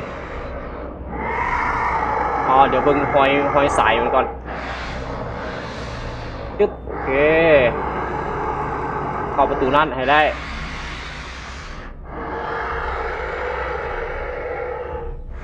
แต่เราแซงมันเนี่ยแต่มันยังส่องมามองเขาอยู่ไปนั่งไหมมันเสียวเว้ย โอ้มันบุสุดดีกว่านี่ไปสุดบนไหนวะมันอยู่หันโอเคอันนี้โต๊ะนี้ได้อาจารย์เอาต้องฮิปแลนเลยได้บ่วะอันสมมุติแลนสวนมานี่นั่งลงมันบ่เห็นเฮาแน่นอนมันจื้อพิษมันตาลายแน่นอนอีเป็ดมึงเอ้ย โอเคไป ว้าเฮ้ยอย่าเฮ็ดจังสั่นแหม่อย่าเฮ็ดจังสั่นแหม่มาโจกห่ำอยู่นี่โอ้ยเฮ้ยเสียวมันเสียงอย่างวะจูวิทมันกินมันเสียงอย่างอ๋อก็ว่าอยู่เป็นเสียงอย่างแม่งมันนั่งซ่องหน้ากูอยู่นี่ก็ว่าอยู่เป็นเสียงอย่างจูวิทมาดิแม่งมันนั่งแนมหน้ากูอยู่นี่เอ้ยนั่งขี้เหรอแนมหน้าอีกโอ้ดึกเกิบใส่บ่มันนั่งขี้เหี้ยอยู่นี่หน่อยดึกเกิบใส่อีเหลี่ยโดนจับขาได้บ่ปกติไม่ได้ผีจับขาเขาไปจับขาผีได้บ่แม่งเงือตุ้งเวทเลยนึงเลยเฮ้ยอีเจนมึงคืออีกแล้วมึงเช็ดกูหนีกูอีกแล้วไปหาผัวใหม่แมนบอโอเคอ่านหนังสือเป็ดสัพเพเวสีผู้หิวโหยที่ติดพันอยู่กับบ่วงกรรมของตนเองในโลกมนุษย์ความหิวโหยเฮ็ดให้สัมภเวสีห้องด้วยความห้องโหยหวนสวนขนลุกมาสั่นโอ้เป็ดที่วนเวียนสามารถสงบลงได้ด้วยการนำของกินไปแนวใดก็ได้ไปปักธูป1 ดอกและก็วางไว้อยู่ถึงโต๊ะที่ปูด้วยผ้าสีแดงเนาะภารกิจก็คือ1ให้เอาอาหารไปวางไว้ถึงถ้วยเอาทูบไปปักไว้ถึงถ้วยแล้วก็จุดทูบโอเคจือละภารกิจนี้ ไปเกลืออาหารเป็ดไปให้อาหารเป็ดหิวข้าวอีเจนมึงไม่เป็นอาหารเป็ดซะดีเจน ๆเจน เจนผมเอง ติมอย่ามานี่ค่อยได้อย่ามาเสียงแม่งเอ้ยแรบบอสปุ่นเอาRPGยิงท่องเนี่ยคันมีออนอยู่เนี่ยจุดอ่อนแน่นอน ไปสอกอาหารเป็ดเนาะไม่คิดได้กับคิดละโอเคไปรอดใต้โต๊ะ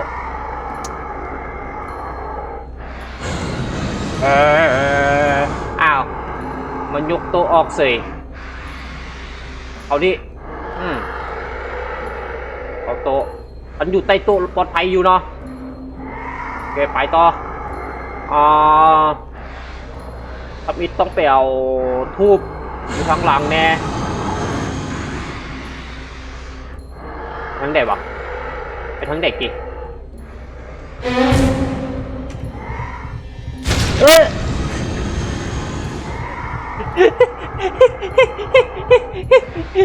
ตุ้งเงียบมาเดียว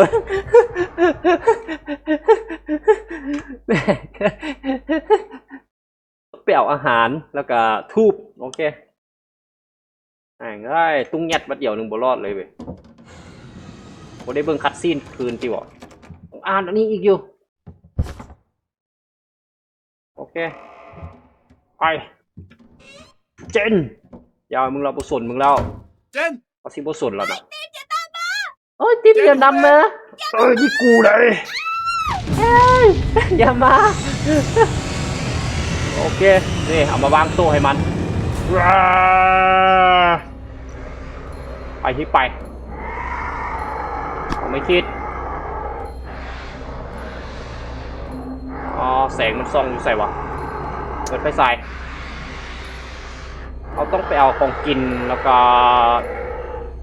ทูบนี่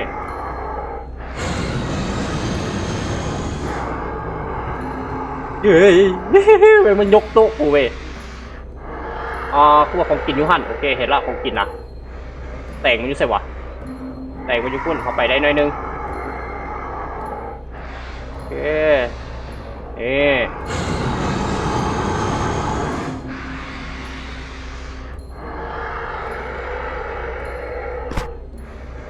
เอาออกไหมนั่งไปโต๊ะโอเคเอาทูบอยู่พุ่นทูบอยู่ทางพี่กูเห็นโอเคทูบอยู่นี่โอเคทูบมาทางนี้ทูบอยู่นี่ ได้เข้ากับอันนั้นละทุบละเปิดล็อก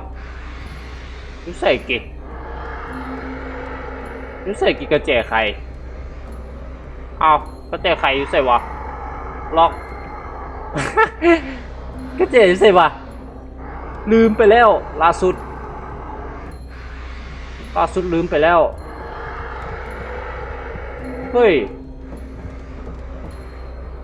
อันนี้ล่าสุดมันลืมไปแล้ว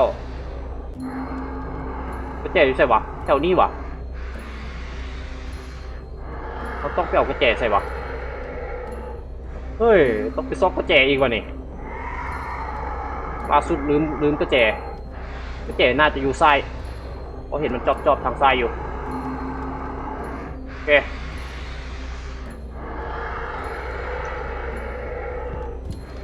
นี่ตายอันนั้นบอก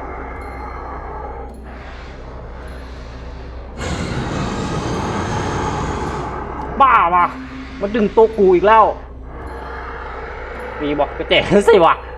เฮ้ยบอกเลยครับเดี๋ยวลืมอีลีแน่เฮ้ยอย่าส่องมาอีเป็ดติดสปอตไลท์นี่เนาะ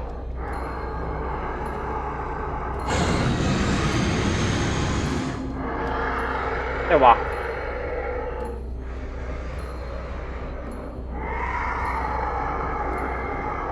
อีเป็ดมันติดสปอตไลท์แต่งมันอยู่ใส่หรอวะ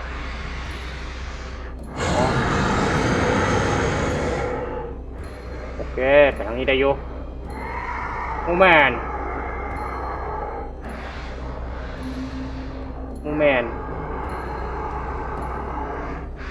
กระแจอยู่ใส่วะอยู่โต๊ะวะ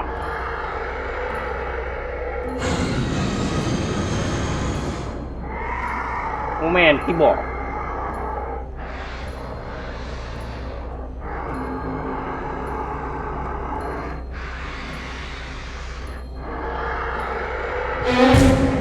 เฮ้ยโบแมนโบเห็น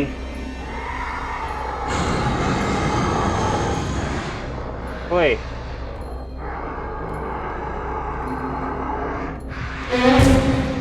โบแมนโซ่กระเจอยู่ใส่ปะเมื่อกี้โซ่กระเจอยู่โอ้แม่งกับคืนดีเลยเว้ยแสดงว่ายุโตะนั่นโบมีต้องเริ่มมาแต่กับพี่อีกละโอเคแจ๋ใส่วะเจ๊นี่มองเอากระแจอยู่ใส่เนี่ยวะกระแจมันไว้ใส่ให้เฮาวะจุ๊บให้แต่ไม่คิดมีสกิปบอกวะ เจนผมเอง โบมีตัวเดียวสเปซบทสคริปต์บอสเกิด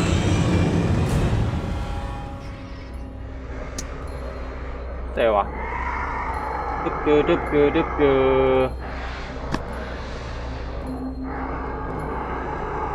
ลองออกขวาก่อนเนาะ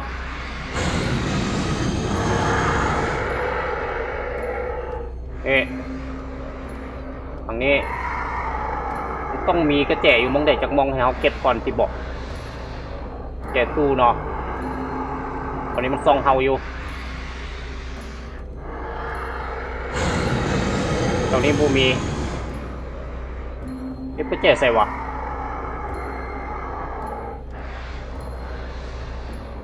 แจอยู่ใส่วะบูมีได้ล่ะเฮ้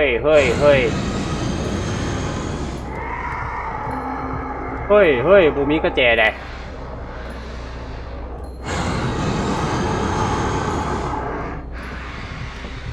เฮ้ย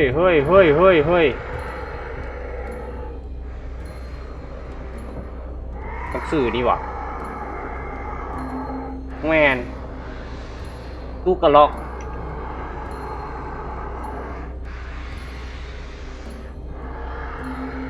มีตู้ล็อก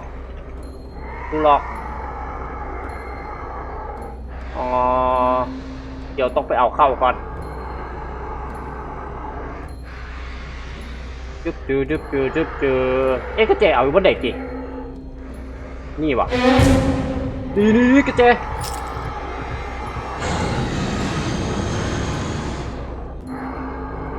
อ๋อแต่เขาต้องไปเอาเข้าก่อนต้องไปเอาเข้าก่อนเข้าอยู่ด้านหน้าเขา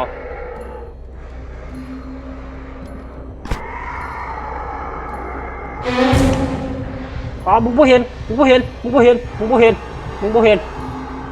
แม่งกระเจยมึงบ่เห็นโอเคไปเปิดตู้มานี่ล่ะได้ละ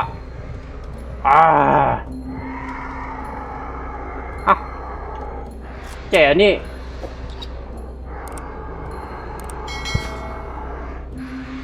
แจอย่างนี้หูบเจ๊หูบซ้ำเอาเจ๊ได้ต่อบัตรนี่งัดได้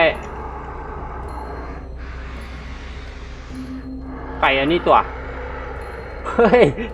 ทูบอยู่ในนี่ไก่จะได้มาดิม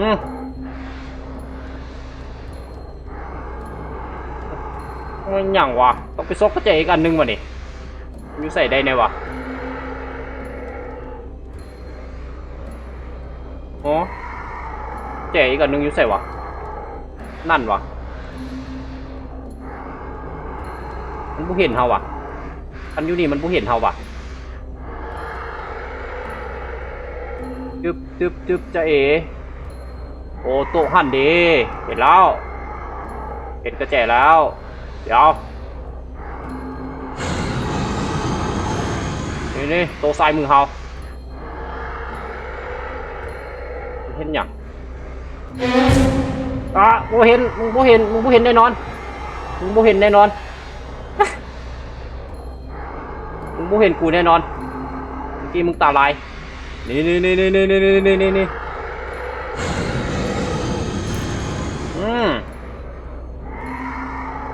เขาละลืมบอกมันต้องมีการมาเก็บกระแจแปนเข้าเฮือนเฮ้ยลืมลี่ก่อนเว้ยลืมลี่ก่อนโอ้แม่งเอ้ยแม่งโอ้เอาปืนอาก้ามาให้ยิงสิง่ายกว่าโอเคไปอีเจนวงอีเจนอีกรอบหนึ่งมาแต่วันนี้หู้แล้ววันนี้นะเจน ต้องไปเอาเข้าแล้วก็เอากระแจ2 ลูกก่อน เจนนี่ผมเอง อย่ามาตึงหนึ่งติงหนึ่งโอเคกับไฟออกนี่โอเคฮิปไปเย็นจะอยู่ขวามือเขานี่กระแจนะถ่าแสงมันก่อนนี่ลูกหนึ่งเก็บกระแจ2 ลูกต้องเก็บ2 ลูกเพื่ออย่างกระบูฮูทั้งที่ควรจะเก็บลูกเดียวก็พอ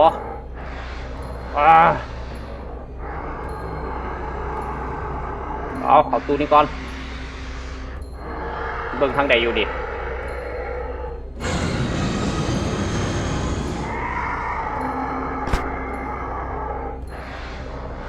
ออกแม็ก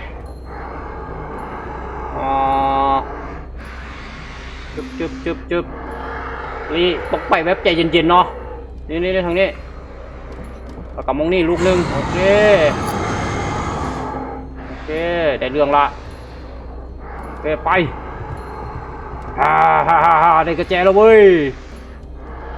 เปิดแอดฮูบเอาแล้ว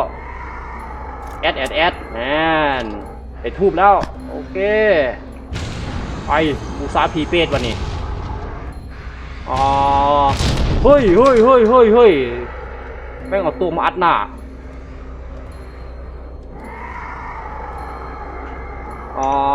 เอาเฮ็ดจังซี่เราสิไปจะได้เอา ดูสิ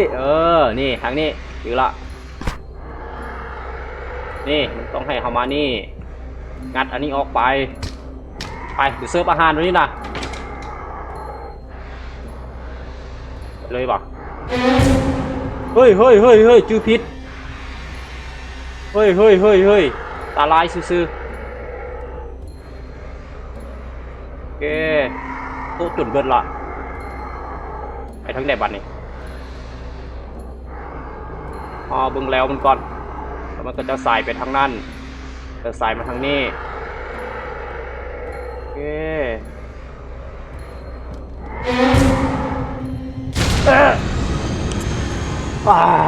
จนได้แล้วแหละ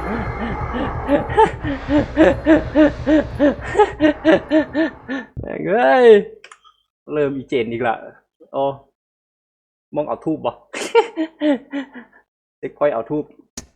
ทูบก็เหี้ยแล้วโอเคอัดซีนกับขี้ข้านเบิ่งนี่แหละวะนี่ไปดูทางไปแล้วนี่นะแม่งขนาดว่าเคยเล่นแล้วเนาะยังบูจือทางอยู่อย่ามาไปเลเวลอัพบอสเลเวลอัพเปิดไปใส่แยงตาบอสไป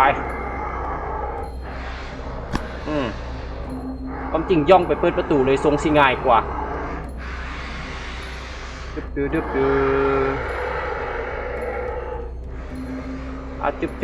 บ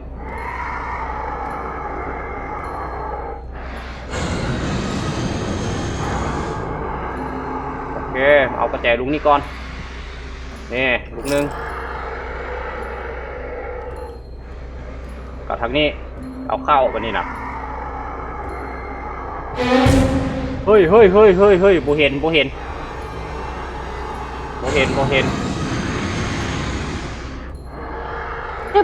ขับตัวใหม่มึงตาเดียวมึงบ่เห็นดอก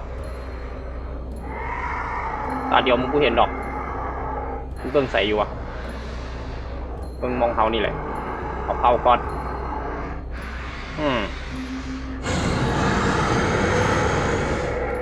เดี๋ยวนี้มันแนมใส่อยู่วะเอาตัวนี้โอเค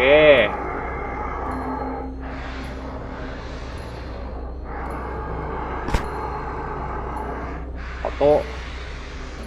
โอเคประมาณตัวนี้ก็เอากระแจเอาเพื่อนโอเคเอาทูบตอนนี้ล่ะ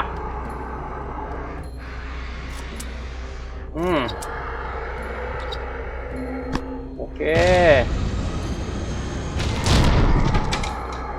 เอาไขควงจื้อทางแล้วก็ยังไขเนาะ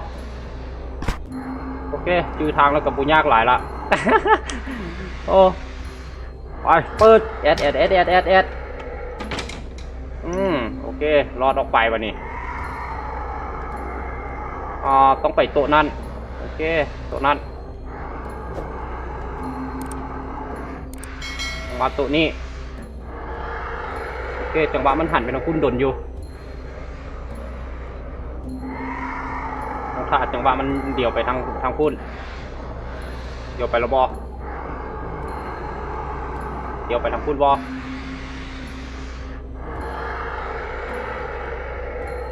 เฮ้ยแนมซบตามันอยู่เฮ้ย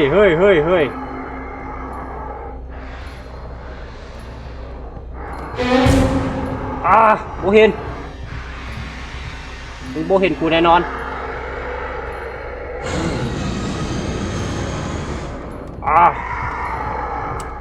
โอเคบูซากินกินเข้าไปงับไปงับแล้ว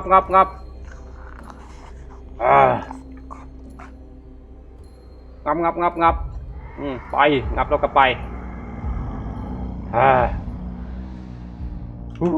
จนเมื่อยไปโอเคไปต่อแล้ววันนี้เนาะโอเคจนเมื่อยน่าจะมืดหรือจะบอกจบหรือจะบอกพีอันนี้เนาะจุ๊บไปรอแกงรถซิ่งโอเคบุมีมองเซฟอ่ะมันเซฟอัตโนมัติว่ะมันเซฟให้เขาอัตโนมัติเลยที่บอก โอเค เดี๋ยวเขาไปต่อเนาะซะเนาะผีเปรตจัดการเรียบร้อย เดี๋ยวเขาไปต่ออยู่ในพาร์ทต่อไป โอเค เอาไว้เจอกันเนาะสำหรับเกม Home Sweet Home คาถาบุเสียวเฮงเนาะ เดี๋ยวเอาไว้เจอกัน